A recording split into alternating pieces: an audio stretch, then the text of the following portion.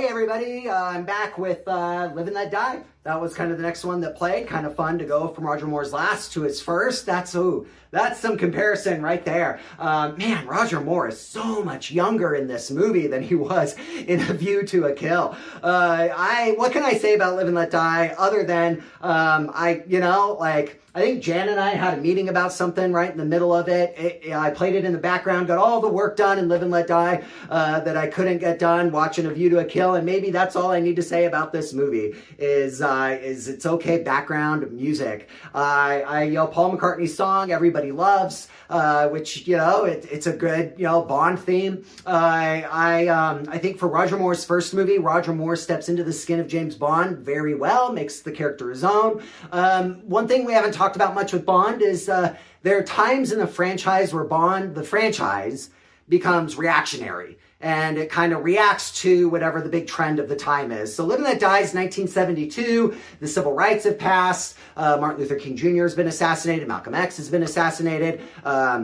JFK was assassinated a decade before this, but there's kind of been the racial reckoning in the United States, and so now now black movies are taking off in the 1970s, and there becomes this whole movement towards kind of making black movies and TV shows, which had its place, and I feel like James Bond they were awkwardly placing him into the middle of that, which makes it more of kind of an early 70s movie than it does really a James Bond movie in many ways. I mentioned A Man with the Golden Gun. Sheriff J.W. Pepper is funny because now in the 70s we're making fun of these Southern racist sheriffs, whereas in the 60s that would have been taboo. You still would have gotten yourself in a lot of trouble for a J.W. Pepper type character. He is really funny in this movie though because he's in his setting. I don't think he worked as well Man with the Golden Gun over in Asia, but man, in his setting, he is just really funny. And that means we got to talk about the crocodile escape leading into that boat chase. Those are the two things that really elevate Live and Let Die for me. I think that boat chase is one of the best in all the Bond movies.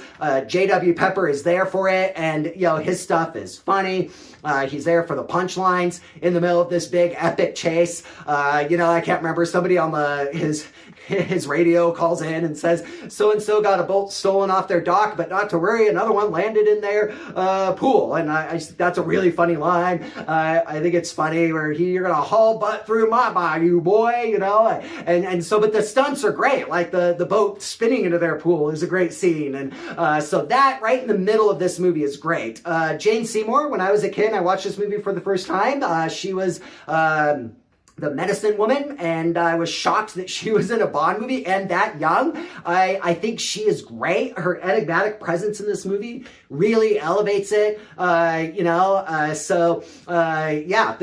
It's a drug smuggling scheme, which I'm not the biggest fan of in Bond, and yet this worked a little bit better than License to Kill worked for me. We have to talk about the villain blowing up at the end. That was bizarre. I love it. I love it because it's just so, that would never happen and it just looks so dumb. But man, they spent a lot of work on making that shot work, making a balloon and blowing it up. And so I just think, but I think him blowing up at the end kind of captures in a way the rest of this movie. It's one of the weirdest. I called GoldenEye one of the most unique. That was a compliment. This is one of the weirdest, which is different than unique. This is just really weird things happen in this movie. But the boat chase really elevates it. So there you go. That's what I think about Live and Let Die. Paul McCartney's song elevates it as well. So yeah. Anyway, on to the next.